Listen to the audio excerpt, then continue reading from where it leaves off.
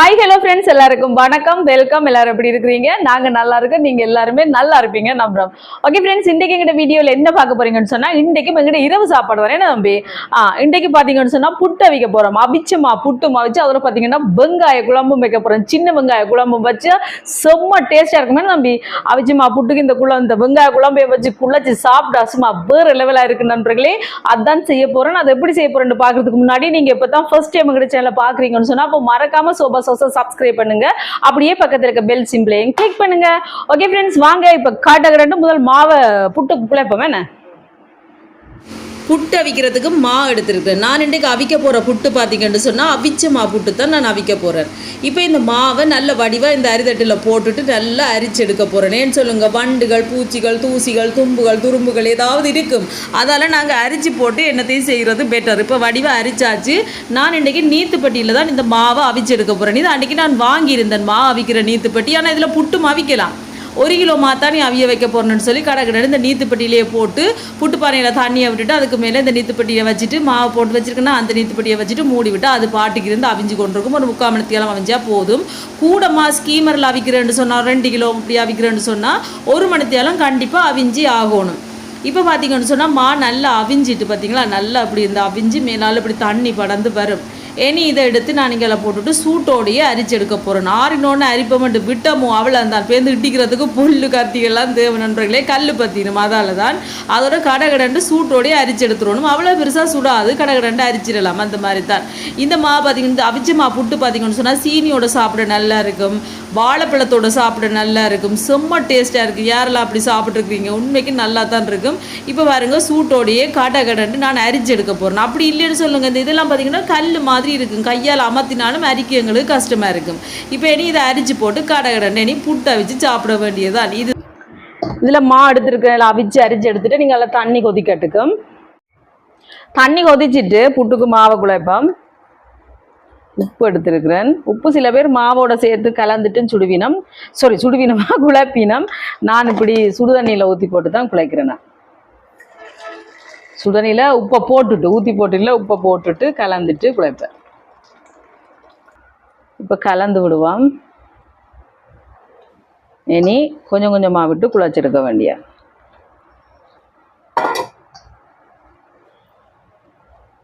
ஒரேடியாக கவுட்டு ஊற்றிடக்கூடாது. தண்ணியை பார்த்து கொஞ்சம் கொஞ்சமாக விட்டு குழைச்செடுக்கணும். ஒரேடியாக விட்ட பண்ணால் இப்போ வந்து புட்டு அவிக்கலாம். அது இடியப்பம் தான் நண்பர்களே அவிக்கணும். என்ன தம்பி? இப்போ பாருங்க, தண்ணி காணாது. திருப்பியும் கொஞ்சம் விடுவோம். விட்டுட்டு நல்லா குழைச்சி விடுவோம். இனி டக்குன்னு கூட ஊற்றக்கூடாது, கொஞ்சம் கொஞ்சமாக ஊற்றலாம். வேண்டாம், இப்போ கணக்காக வந்துச்சு கொஞ்சம்.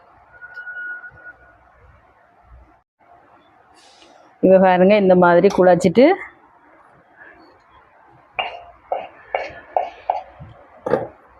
இப்படி டம்ளரால் தேய்ச்சி விடுவோம். கையால் நீங்கள் சூடு பொறுக்கிற நீங்கள் கையாலேயே குழைச்சி எடுக்கலாம். எனக்கு சுடும், அதால் நான் இப்படி டம்ளரால் இப்படி தேய்ச்சி எடுக்கிறேன் நண்பர்களே. அதுக்கு பிறகு பார்த்தீங்களா, அப்போ இந்த ஈரம் படாத இடங்கள்ல எல்லாம் அந்த கட்டி கட்டியாக ஈரமாக இருக்கிற மாவில் அப்படி தேய்க்க பட்டுரும். அதால் இப்படி எடுத்து இதில் போடுவோம். நீங்கள் மிச்சமாக இருக்கிற மாவில் கொஞ்சமாக தண்ணியை விட்டுட்டு, கணக்கை விட தேவையில்லை, பார்த்து இப்போ காணாது.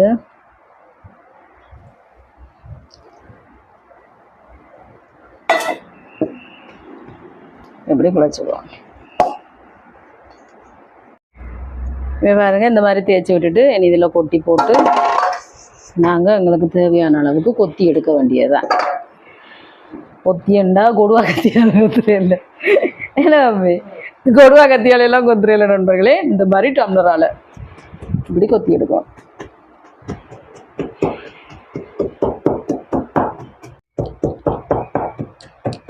இப்போ பாருங்கள், இந்த மாதிரியெல்லாம் கொத்தியாச்சு புட்டு. இதை விட குட்டியாக வேணுமென்றாலும் நீங்கள் குட்டியாக கொத்தலாம். அவங்களுக்கு விட போதுமே.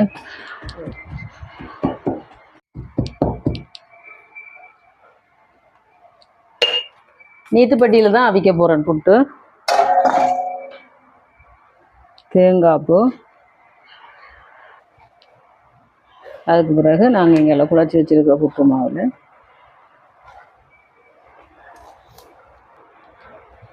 இனி இதை வந்து இங்கே தான் வைக்க போகிறேன். இதில் மா அவிச்சு போட்டு அப்படியே வச்சிருந்து நான் புட்டு அவிக்கணும்னுட்டு.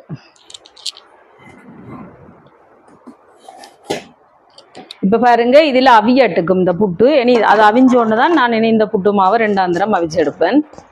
இனி அங்கால நாங்கள் இனி வெங்காய குழம்பு ரெடி பண்ணுவோமா? குழம்ப வைக்க போகிறேன். இதில் வெங்காய குழம்ப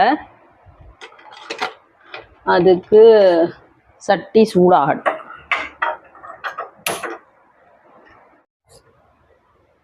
சட்டி சூடாயிட்டு நல்லெண்ணெய் சேர்க்குறேன்.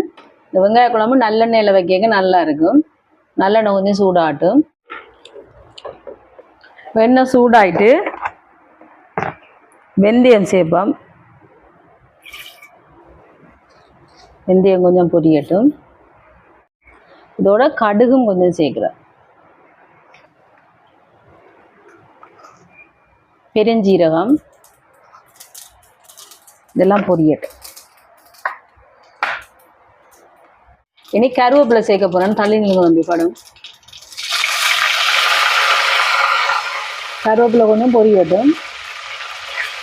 சின்ன வெங்காயம் நிறைய வெட்டி வச்சுருக்கேன் பாருங்க. இங்கே பார்த்தீங்கன்னா வெள்ளைப்பூடு 2 வெள்ளைப்பூடு முழுசாக இது தோல் உரிச்சு வச்சுக்கோ. முழுசாகவே போட போகிறோம். அப்படி வெட்டே இல்லை. இது சாப்பிடக்க நல்லா இருக்கும். இந்த உள்ளி கொஞ்சம் பொரியட்டுக்கும்.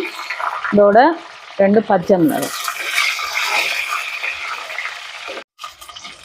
இப்போ பாருங்கள் உள்ளி கொஞ்சம் லைட்டாக பொரிஞ்சிட்டு நீங்கள் பாருங்கள் சின்ன வெங்காயம். இங்கே போய் சின்ன வெங்காயம் பட்டி வச்சுருக்க நண்பர்களே பார்த்தீங்களா?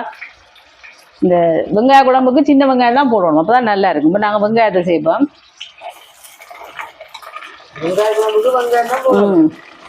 சின்ன வெங்காயம் போட்டால் தான் பெரிய வெங்காயத்தை விட சின்ன வெங்காயம் தான் நல்லா இருக்கும் வெங்காய குழம்புக்கு.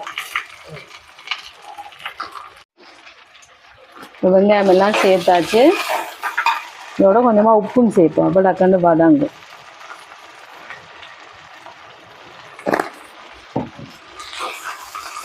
இப்போ இந்த வெங்காயம் பாதாங்க எடுத்துட்டேன்.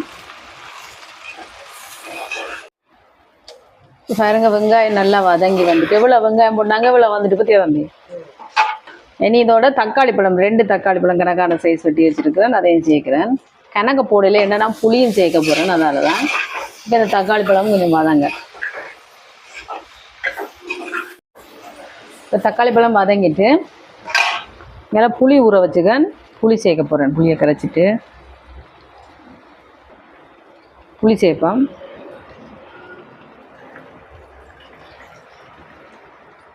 இந்த புளி வந்து ஒரு கொதிச்சு வரட்டுக்கும்.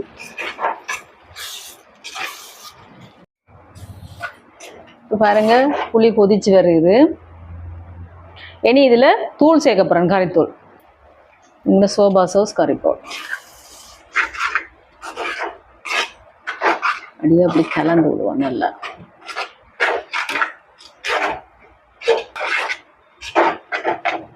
இப்போ இந்த மாதிரி நல்லா கலந்து விட்டாச்சு. இனி தேங்காய் பால் சேர்க்குறேன். இது வந்து 1ஆம் பால் சேர்த்து கலந்து விட்டுட்டு இதோட 2ஆம் பாலும் 3ஆம் பால்.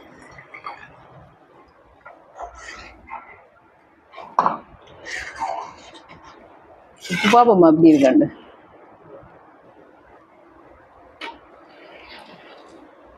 உப்பு காணாது. உப்பு சேர்ப்போம்.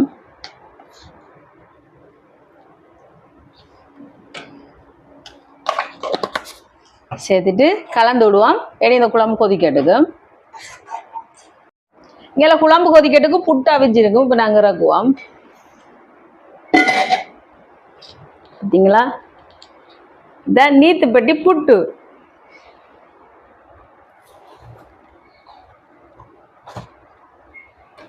எப்படி வாடியா இருக்கேன். இனி மிச்சம் இருக்கிற புட்டையும் வைப்போம் அடுப்பில். இதை வச்சுட்டு டக்குன்னு அதை மசிப்போமா. இப்போ மிச்சத்தை போட்டாச்சு. இதை அவியட்டுக்கும். இங்கே நாங்கள் புட்டை வந்து நல்லா மசிச்சு விடுவோம். அப்படியே சூட்டோடையே மசிச்சு விட்டுருவோம்.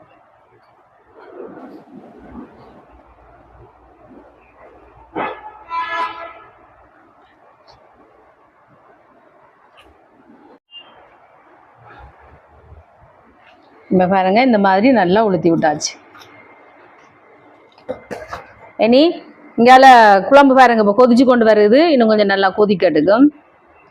அங்கால புட்டு அவியுது. இந்த அவிச்சமா புட்டுக்கு சுட சுட சீனி போட்டு சாப்பிடலாம், வாழைப்பழத்தோட சாப்பிடலாம். அது இந்த சின்ன வெங்காய குழம்போட சும்மா செம்மையா இருக்கும். கொதிக்கட்டும்.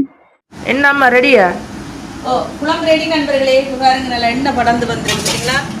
இனி மல்லி இலையை போட்டுட்டு இறக்க வேண்டியதான். பார்த்தீங்களா, சுவையான வெங்காய குழம்புன்னு சொல்லலாம், வெந்தய குழம்புன்னு சொல்லலாம், என்ன வேணாலும் சொல்லலாம். ஆனால் இது சின்ன வெங்காய குழம்பு. வெந்தய குழம்புக்கு நான் வெந்தயத்தை வறுத்து பவுடர் பண்ணி அரைச்சி போடுறேன். நான் இதுக்கு அப்படி போடல. இப்படி இருந்தால் தான் சரி புட்டுக்கு குழச்சி சாப்பிடலாம். இன்னும் மற்ற வச்சா நல்லா தான் இருக்கும். ஆனால் புட்டுக்கு காணா வந்துடும். ஒரு நிமிஷம் விட்டுட்டு இறக்குவோம். இப்போ பாருங்க குழம்பு ரெடி ஆயிட்டு. அடுப்பை நிப்பாட்டிட்டு இறக்குவோம். நல்லெண்ணெய் வாசம் எல்லாம் சும்மா செம்மையா இருக்கு நண்பர்களே. தெரியுமா, சூப்பரான சுவையான சின்ன வெங்காய குழம்பு ரெடி. புட்டு ரெடி. மிளகா பொரிக்கலாம் நான் வேணாம், இதோடய சாப்பிடுவோம். ஒரு நாளா இருக்கும். ஓகே, இனி நண்பர்களே நான் உங்களுக்கு டேஸ்ட் பண்ணி பார்த்து சொல்றேன்னா. ஓகே நண்பர்களே, நான் சாப்பிட போறேன். பார்த்தீங்களா, பூ போல அவிச்சமா புட்டு.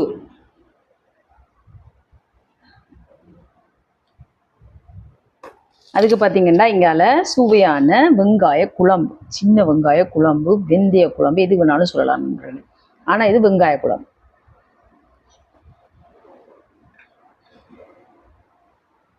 டேஸ்ட் பண்ணி பார்த்து சொல்றேன்னா.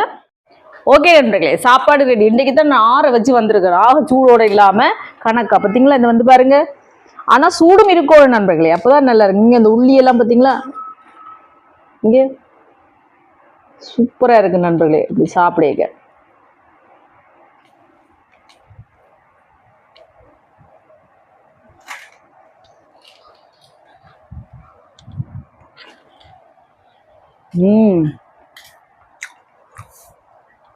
செம்ம டேஸ்டா இருக்கு நண்பர்களே. நான் பீங்க நான் கையில் தூக்கிட்டேன். அப்படி ஒரு சுவையா இருக்கு. என்ன சுவை, சுவையோ சுவை. தம்பி பிடிச்சிருக்கா வெங்காய குழம்பு?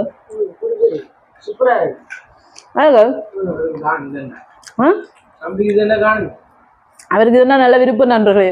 வெங்காய குழம்புண்டா, வெந்தய குழம்பு, வெங்காய குழம்புண்டா நல்ல விருப்பம். செம்ம டேஸ்டா இருக்கு.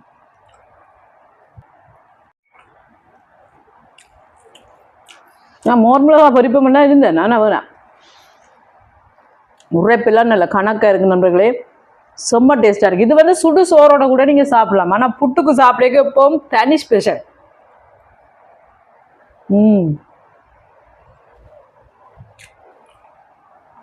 அப்படி ஒரு சுவையாக இருக்குது தெரியுமா நண்பர்களே. முழுக்க முழுக்க வெங்காயம் தானே, அடி தூளாக இருக்கு.